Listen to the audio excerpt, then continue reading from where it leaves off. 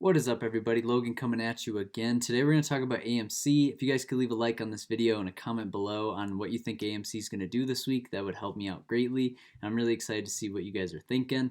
So first off, I want to say I'm completely neutral on AMC as I'm a trader. If I was an investor, I would of course want to be bullish, and then if I was a short seller, I would want to be bearish on the stock.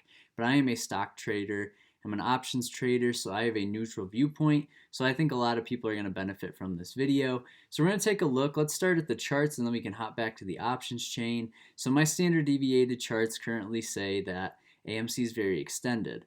But from a technical analysis standpoint, yes, it's extended, but we also have this huge community behind AMC right now, driving the price up, right? Driving it up all the way to 36.72 at its high, and has pulled down and filled the gap and is now sitting at about $26.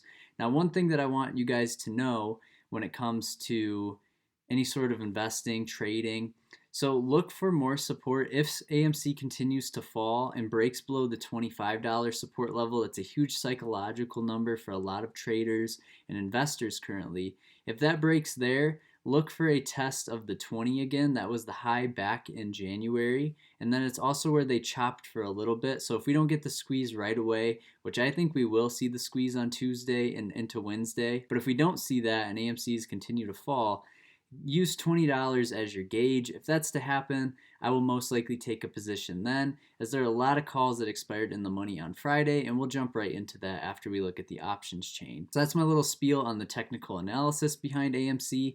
All of my time frames have it way far away from the mean, but of course we're under a squeeze right now. There's a huge community driving the price action, and that is one huge thing when it comes to trading in the market. Now if we go over to the trade tab here, we can take a look at these weekly contracts now. If you're someone who is bullish on AMC, what you don't want to do, even though the brokers have opened it to where you can trade up to the $73 strike, look at all of these new additions, right, where no one was able to purchase these.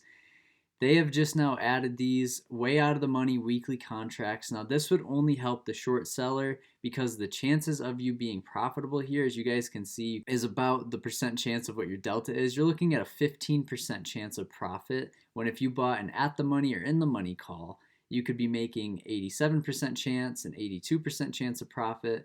And the IVs are absolutely crazy right now as well on these weekly ones, to where you could see some sort of an IV crush if AMC is to lose its stamina with trading. I don't think that's going to happen though personally, but that's something else to look out for. So if you're buying anything out of the money because it's cheap and you're like, oh, I have $100, I could buy a call option way at 58 or way out here at 60. You want to be careful because it's short term. You're completely gambling if you're buying short term call options that expire this week. The IVs are insanely high, and once your contract expires worthless because it's a 15% chance that it does and isn't profitable at any point in the trade, you're just helping the short sellers even more. So that's the other thing you want to keep in mind. If you're someone who's bullish, looking at buying a call on it, I always buy in the money calls. That's just what I do, and I always find that to be way more profitable than guessing on out of the money calls. So if I was to pick up a call option, I would be buying September because the IVs aren't as crazy out here around the 211. Yes, it's a little more premium, and I would probably be at the money. So if I really truly believed in them, I would be able to put up about $1,000 to $1,100 into a call option at the money. I would prefer to pick them up at $20 a share to play the squeeze. So if all the stars align this week, then I will be scooping one of these contracts. Or I can also just pick up shares. Now, either way, you just want to make sure that if you have a call option and it's short term and you don't want the money to go back to the hedge funds that are shorting, make sure that you buy in the money, assign those shares, and continue to drive the price up. So now that we've looked at the options chain and the technical analysis behind it, there's a couple other things I want to show you guys. So this is Stock Tracker. And this showed that on May 28th, we had 191,484 calls expiring in the money, which is a great sign, as all of these people are, of course, now going to have shares of AMC at whatever, their call option could have been a $20 call that expired in the money. So now they have 100 shares at $20 a share. So that's the other thing you want to look into as well, is calls that are expiring in the money when it comes to even this week. If we don't see the squeeze this week, but we're seeing a lot of action, a lot of YouTubers making videos on it. So I thought, why not help you guys out as well? And you can see that We have currently 108,000 in the money calls for this Friday. We have 80,000 out of the money. And as we go down the list, there's a bunch more in the money over here. So there's a lot of action on the June 18th.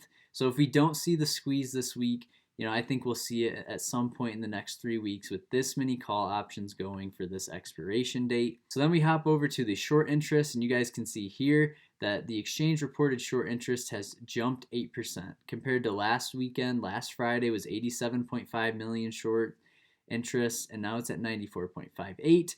And then we also have a 3.68% of shares on loan. So that has actually grown about 5 million in shares that are currently on loan. So the short interest is growing, and people think that this isn't sustainable and that AMC needs to pull back.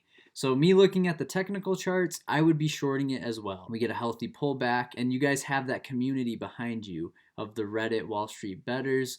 And since you guys have that, I'm not going to short it because that would be too scary for me. But for someone coming at it from a completely neutral angle, this looks like a great time on the technical charts too.